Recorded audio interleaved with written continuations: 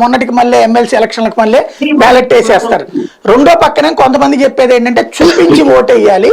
ఒకవేళ కనుక చూపించినప్పుడు అందులో వేరే వాళ్ళకి పడినట్టు లేకపోతే చూపెట్టకపోయినా అక్కడ ఉన్న ఏజెంట్ అబ్జెక్ట్ చేస్తే అది ఇన్వాలిడ్ అవుతుంది, ఆటోమేటిక్ అనర్హత అవుతుంది అని చెప్తున్నారు. ఏదో సుప్రీంకోర్టులో కూడా మొన్న మధ్యన గుజరాత్ కేసులో ఇట్లాగే బీజేపీ వాళ్ళకి అనర్హత వేటు వేస్తే సుప్రీంకోర్టు కూడా అందులో జోక్యం చేసుకోలేదు, వాళ్ళ అనర్హత కరెక్ట్ అంది అని చెప్తున్నారు. ఎంతవరకు వాస్తవం అది? అక్కడ గుజరాత్ లో జరిగింది. అక్కడ కాంగ్రెస్ వాళ్ళు బీజేపీ వాళ్ళకి చూపించారు. సేమ్ పార్టీకి చూపించింది కాదు, మా బీజేపీ వాళ్ళకి చూపించారు అనే పాయింట్ మీద అప్పుడు సుప్రీంకోర్టు అది ఇచ్చింది ఆ తీర్పు.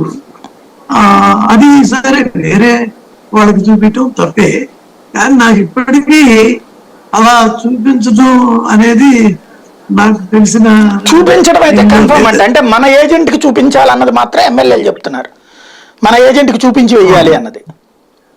అంటే లాస్ట్ ట్రిప్ ఓటేసిన ఎమ్మెల్యేలను అడిగాను నేను, వాళ్ళని అడిగితే మేము మన ఏజెంట్ కి చూపించాలి, చూపించి వెయ్యాలి అంటున్నారు. ఇప్పుడు ఓకే, ఇప్పుడు పాయింట్ ఏంటంటే ఇప్పుడు అలా వచ్చిన ఏళ్లలో 10 మంది 27 మందో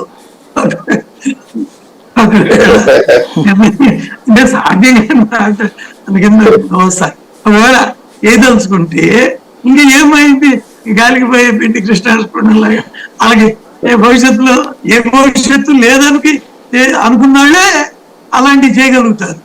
అంతేగాని ఇంకా సీక్రెట్ గా పెద్ద సీక్రెసీలు అవి కూడా ఇంకా అవసరం లేదు. కానీ అంత స్థాయి అది కొద్దిగా టెన్షన్ పెట్టడానికి దానికి పనికి వస్తాయి. కానీ నా ఉద్దేశంలో వ్యక్తిగతంగా చెప్తాను, నాకేం పోయింది ఇద్దరు ఎవరు గెలిస్తే అవుతుంది కానీ అది అంత ఈజీ కాదు, చాలా కష్టం.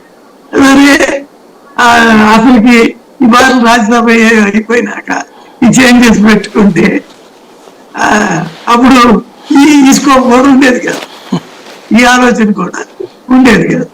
ముందు పెట్టుకున్నాడు కాబట్టి ఈ కష్టం ఈ ఆలోచన జరుగుతారు, కొంతమంది ఎదురు తిరుగుతారేమో. బట్ అంత స్థాయి చిన్న విషయం కాదు. రైట్.